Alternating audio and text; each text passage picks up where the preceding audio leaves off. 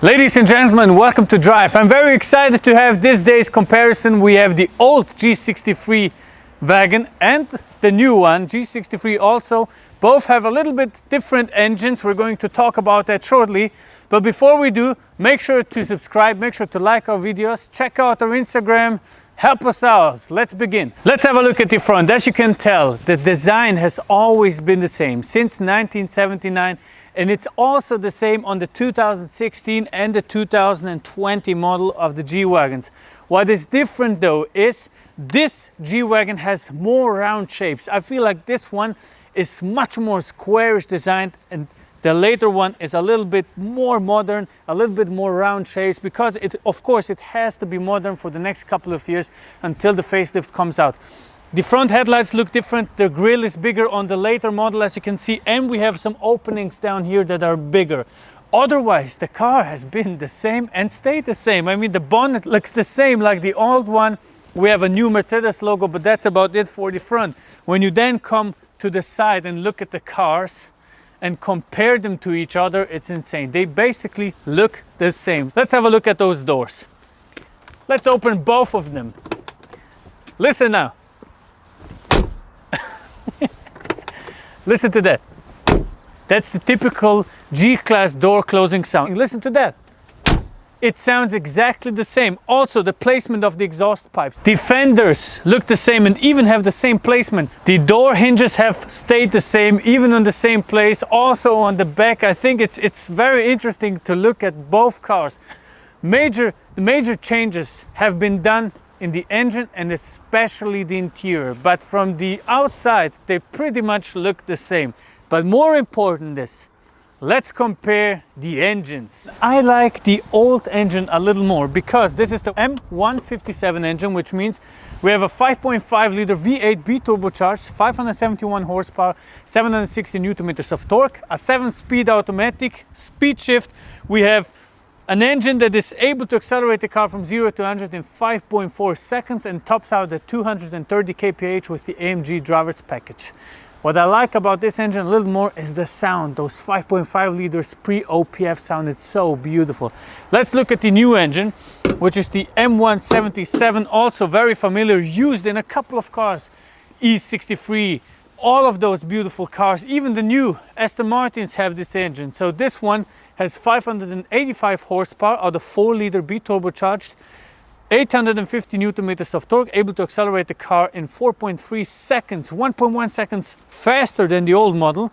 Tops out at 240 kph with the AMG driver's package and has 9 gears. Fuel consumption, about 15 liters on this one, about 20 liters on the old one. In real life, I know they tell you a little bit less, but let's face it, under 15 liter, almost impossible. Let's have a comparison of sound.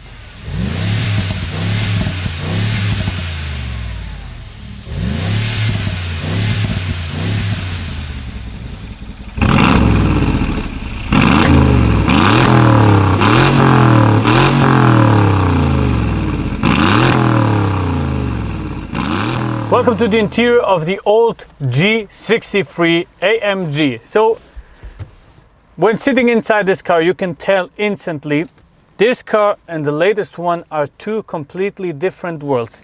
This feels much more like a working vehicle, like a car that is really supposed to be used. I feel like I'm sitting in a truck. You have this big bonnet in front, everything is kind of robust. We have very good materials in here for a little bit more luxury, but it still doesn't look that luxurious. There's no fancy stuff in here. There's just stuff you can actually need. Handles here to hold you and your passenger. Handle here for your passenger to hold tight.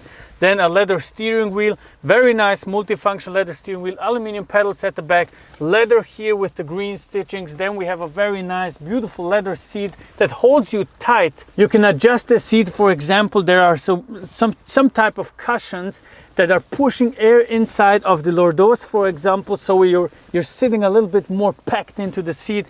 A very nice leather pattern here, green stitchings to combine it with the outside, a manual e-brake, very nice carbon fiber down here, the AMG shifter, and the AMG logo. No EVC watch, nothing fancy. So a very practical car. Opening roof you can open here.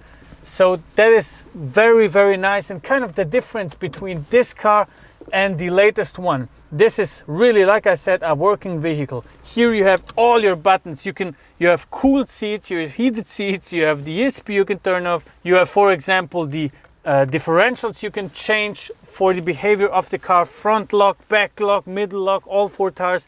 Very interesting, but it looks just more manly somehow. I mean, look at that. Everything is kind of very robust. Pulling here, touching all of that. It's brilliant material. Everything is very hard made for you to enjoy off-road.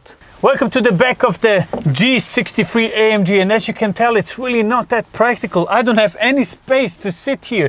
I haven't changed my driver's position, and it's kind of odd to sit in such a big car and to not have space. Basically, I have some headroom, that's perfectly fine, and children could fit here very nice. But I mean, look at the placement of the TV, for example. What am I supposed to do? To look at it like this? Or I don't know what to do. You can't change the position of the back row of the seat, so that's not that good. But theoretically you could sit 3 people in here, 2 at the front, so you would have a 5-seater car. Big cup holders in the middle, and also very nice materials. But that's about it for the G-Class from the back. So heated seats, of course. You could use the ashtray if you have some space, but I don't have any space. Okay, let's have a look at the latest model. Welcome to the latest G63 AMG. And I mean, just compare both of the cars in the same video. This is an immense difference. The interior has done a complete change, while the key elements like the handle here or the handle up here for your passenger or this middle part have stayed the same. The car is still very much more luxurious and a lot more comfortable to sit in. The steering wheel, very nice. The latest one, of course, with all the fancy buttons. Again, an aluminum shifter here, and then we have 2 big screens and a big part carbon fiber here with a red dot. Very nice. Those red and black seats with a nice pattern here also. It has done a complete very luxurious change, to be perfectly clear. I mean, this doesn't feel like an off-road car anymore. We have an IVC clock in the middle, we have leather here, we have all of that fancy, brilliant new stuff. What stayed the same is the placement of the differential lock for the front wheels, all wheels, and the back wheels. Very interesting. And that's about it. I mean, it feels very nice. Also heated and cooled seats, but they are so comfortable, really. They feel so brilliant. To be perfectly honest with you, this car feels much more like a normal car to drive. I really do like it. If you want to dive in a little bit more deeper and detailed review of this G model, check out our G63 AMG review on the Stöckl edition we have on our YouTube channel. I will put the link up here. Let me hop in the back of the latest G model, and I mean, instantly, look at that. Plenty of knee space, plenty of head space, very nice seats. This is also a 5-seater. You can change the climate control here, so a lot of stuff has changed between this car and the old model. I mean, this feels very luxurious and easy to sit in. I also have this armrest, for example. The cup holders are not down there, they are here, up here, so I can use it actually. It has changed completely from a brutal SUV off-road car to something your family could actually use for a vacation, for example. So it has a massive change, and I would prefer this car for a daily driver, but to go off-road, I would take the old car. That's as far as we can compare the both G-Wagons, all the new models today. Sadly, we can't go off-road with them because they're up for sale at Remu Auto. As far as I'm concerned, if I would go off-road with a car, I would take the old model. It's more of a battle axe that you can really use off-road, and the latest model is more of a car you would use as your daily driver. Thank you very much for watching, and God bless you. See you on the next one.